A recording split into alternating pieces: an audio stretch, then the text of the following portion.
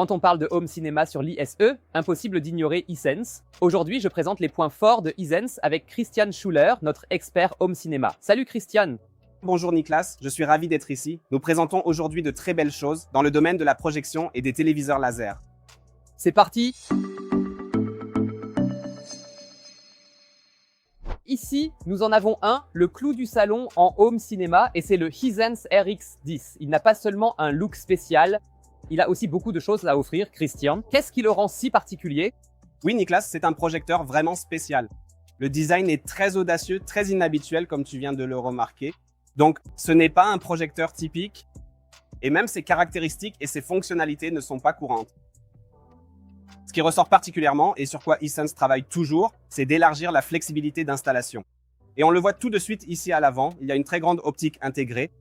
Cela va bien sûr permettre une grande plage de zoom, qui peut également être déplacée sans perte de netteté, horizontalement et verticalement. C'est très important pour l'installation. Et ce qui est bien sûr important pour la qualité d'image, et qui intéresse tout le monde, ici nous avons maintenant 6000 lumens ANSI, avec une source lumineuse triple laser. Nous avons l'espace colorimétrique BT 2020. Il y a un système d'exploitation vidéo de dernière génération dessus. Et en conséquence, tu y trouveras aussi toutes les applications que tu as sur une télé sont là. C'est vraiment très intéressant car c'est un vrai substitut à la télévision, mais on peut aussi l'emporter partout avec soi car il n'est pas trop lourd. Cela permet beaucoup plus de possibilités d'installation et d'utilisation. Tu as dit, encore une fois, le système d'exploitation est installé ici, mais nous avons aussi tout un tas de connexions à l'arrière. Nous pouvons aussi connecter nos appareils habituels, PlayStation et ainsi de suite. Exactement. Pour le signal vidéo, tu as une interface HDMI intégrée. Il y en a même plusieurs, comme on peut le voir ici devant. Le son est aussi très intéressant. Il est donc possible de sortir le son en Bluetooth vers une barre de son ou tout simplement de connecter un système Dolby Atmos via HDMI ARK. Il n'y a donc vraiment aucune limite. C'est l'essence même d'un projecteur intelligent Hisense et c'est exactement ce qu'il propose ici.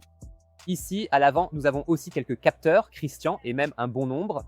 À quoi servent-ils? Eh bien, au premier abord, ça ressemble à un design rétro, mais ce que tu vois ici, ce sont tous des capteurs de caméra. Ils servent simplement à ajuster l'alignement de l'image. Nous avons intégré une correction automatique du trapèze, une mise au point automatique et un zoom automatique afin que l'image s'ajuste parfaitement. Mais ce qui est aussi important, c'est que, par exemple, la lumière ambiante est mesurée. C'est là que ça devient intéressant parce que, par exemple, le soir, tu n'as pas besoin de 6000 lumens ANC, tu veux plutôt améliorer le niveau de noir. L'image s'ajuste donc automatiquement vers le bas selon la source lumineuse. Cela offre d'abord un meilleur alignement et ensuite, la qualité d'image se trouve améliorée activement. Ici devant nous se trouve le prototype du PX4 Pro. Christian, le PX3 Pro a été un projecteur très populaire de Hisense. Maintenant, le successeur arrive. Qu'est-ce qu'il apporte de plus?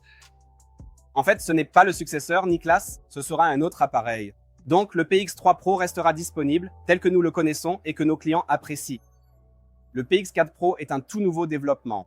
On le remarque peut-être pour ceux qui le connaissent, on dit qu'il y a une ressemblance avec le L9Q, le modèle un peu plus grand avec 5000 lumens. C'est le même développement ici.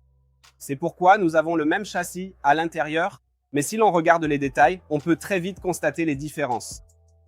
Par rapport au PX3 Pro, nous avons ici 500 lumens ANC de plus. Nous parlons de 3500 lumens ANC. Ce qui devient intéressant ici, c'est ce qu'on ne voit peut-être pas tout de suite à l'œil nu. C'est l'un des premiers téléviseurs laser à fonctionner avec un diaphragme dynamique optique. Cela signifie que nous ne parlons pas du contraste et du niveau de noir habituel, mais ici, on se rapproche davantage de l'OLED.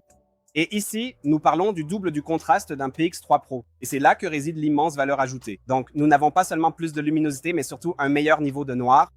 L'appareil est équipé du système d'exploitation Wida OS. On y trouve toutes les applications de streaming intégrées comme Netflix, Amazon Prime et les autres. Vous profitez de la flexibilité d'installation typique d'un projecteur à focale ultra courte. La distance est encore plus réduite par rapport au modèle PX3 Pro. L'appareil peut donc être placé encore plus près du mur. Le meuble TV peut ainsi être moins profond, ce qui permet de gagner de la place. Nous pouvons obtenir des largeurs d'image plus importantes. Christian, tu as déjà évoqué les similitudes avec le grand frère, le L9Q, au niveau du design, mais aussi en ce qui concerne les haut-parleurs. En effet, des haut-parleurs sont dissimulés ici en dessous et à l'avant. Qu'est-ce qu'on peut faire avec ça à la maison? C'est justement l'énorme avantage d'une TV laser par rapport à un téléviseur, quelle que soit la marque. Ici, le son est diffusé directement vers le spectateur. Cela signifie que les canaux avant sont destinés au niveau inférieur, généralement appelé 5.1. Les canaux supérieurs sont des réflexions directes au plafond et créent ainsi l'effet Dolby Atmos. Et c'est bien sûr nettement meilleur qu'avec un téléviseur car il y a un son direct. Cela rend l'expérience plus enveloppante, on a vraiment l'impression d'être au cœur de l'action, comme dans un film. Et cela, d'un point de vue technique, a également été repris du grand frère dans le PX4 Pro. Christian, merci beaucoup pour ces informations sur les nouveautés Home Cinéma de Hisense.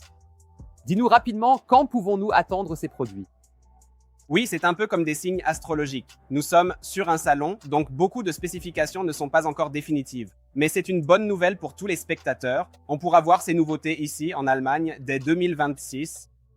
Mais je pense plutôt que ce sera vers l'été ou l'automne. C'est à ce moment-là qu'elles seront réellement disponibles en magasin ou sur la boutique en ligne et pourront être achetées. Merveilleux. Voilà nos impressions du stand Hisense, passionnément recueillies par notre expert Home Cinéma, Christian Schuller.